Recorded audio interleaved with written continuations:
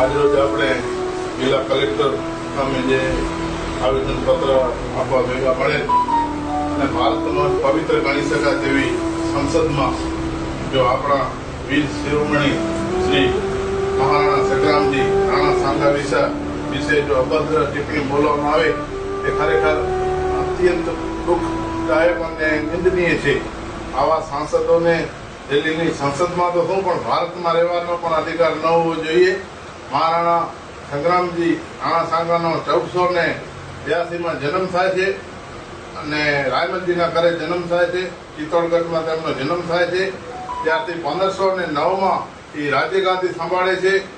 1509 થી કરીને 1528 સુધી શ્રી રાણા સંગ્રામજી રાણા સાંગાએ શાસન કર્યું. તેમનો શાસન કાળ દરમિયાન હતો 19 વર્ષ. તેની અંદર ટોટલ 18 યુદ્ધો લડ્યા. યુદ્ધો કઈ 1-2 દિવસના ત્યારે યુદ્ધો નહીં હોય. આપ જાણી શકો છો 2-2, 4-4 મહિનાના યુદ્ધ ચાલતા. એવામાં જો 18 યુદ્ધ ખેલ્યા હશે તો એમની રાજ સંભાળવાનો 19 વર્ષનો જે શાસન હતો મોટા ભાગનો યુદ્ધોમાં ગયો હશે. અને આપણા ભારત દેશની અંદર નહીં પણ સમગ્ર દુનિયાની અંદર કોઈ પણ 7 પેઢી જ્યારે લડાઈ કરી હોય અને દેશ માટે અને પોતાના ધર્મને બચાવવા માટે તો એ રાણા સાંગા, રાણા કુંભા, મહારાણા પ્રતાપ ને એમનો પરિવાર છે. એવા જો વીર શિરોમણીઓ વિશે આવા 2% સાંસદ સુમનલાલ દ્વારા જો આવું કરવામાં આવે, રામજી સુમન દ્વારા, એ અત્યંત દુઃખદ બાબત છે.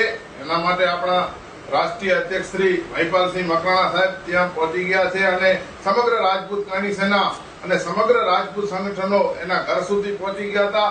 પણ એ મળી નતો આવ્યો. દિલ્હી કઈ નીકળી ગયો હશે. તેના ઘર સુધી ગયા હતા. ત્યાં પોલીસ લાઠીચાર્જમાં આપણા ઘણા 50 ભાઈઓના માથા પણ ફૂટ્યા હતા. કારણ કે એ લોકો સમાજવાદી પાર્ટી એટલે એક શાસન કર્યું છે ત્યાં યુપીની અંદર. એટલે એના ગુંડા તત્વો દ્વારા ગાડીઓ ઉપર, મકાનો ઉપર બેસી અને પથ્થર પહેલેથી જ રાખી દીધા હતા. આપણા માણસો હતા એ લડાઈની ગણતરી નતા ગયા.